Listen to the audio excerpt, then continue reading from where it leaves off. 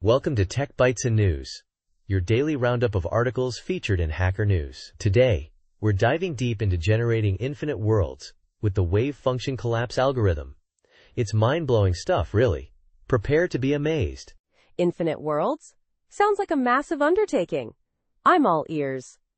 What's the core idea here? So, the article details a super clever way to generate infinite 3D environments using wave function collapse, or WFC. Think of it as a sophisticated Lego building technique, but on a ridiculously large scale. Lego on a ridiculously large scale, I like that. But how does WFC even work in this context? Right. WFC starts with a grid of empty slots. Each slot can hold one of many pre-designed modules. Think custom Lego bricks with specific shapes and textures. These modules have rules about which ones can be placed next to each other. The algorithm then iteratively fills the slots, choosing the one with the fewest possibilities first, and ensuring it obeys the adjacency rules.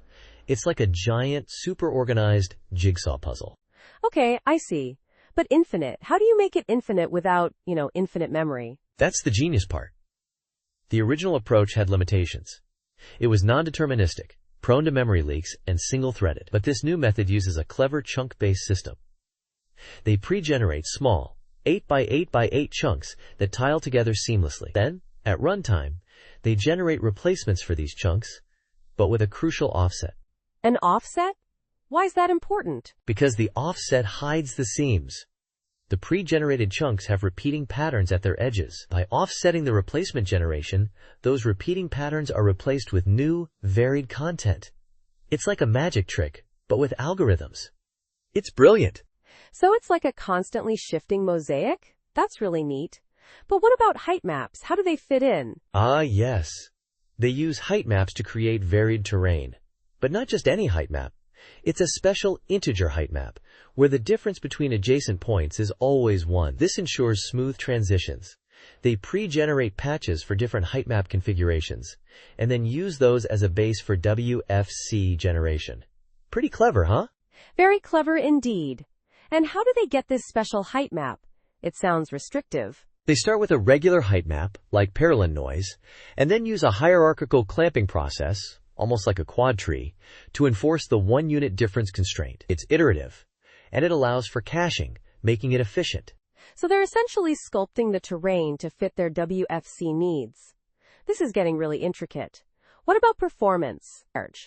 Generating an infinite world must be computationally intensive. Absolutely. But because each chunk is generated independently, they can parallelize the process. They use Unity's burst compiler for optimal performance. And they even handle biome transitions smoothly by varying module probabilities in different areas.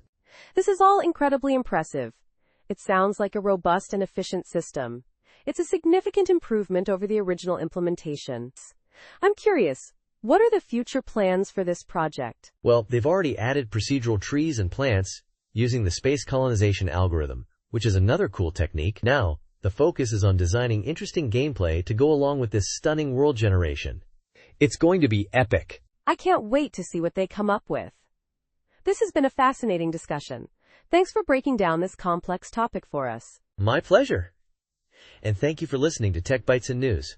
We hope you enjoyed this deep dive into the world of infinite world generation. Until next time, keep exploring the amazing possibilities of procedural generation.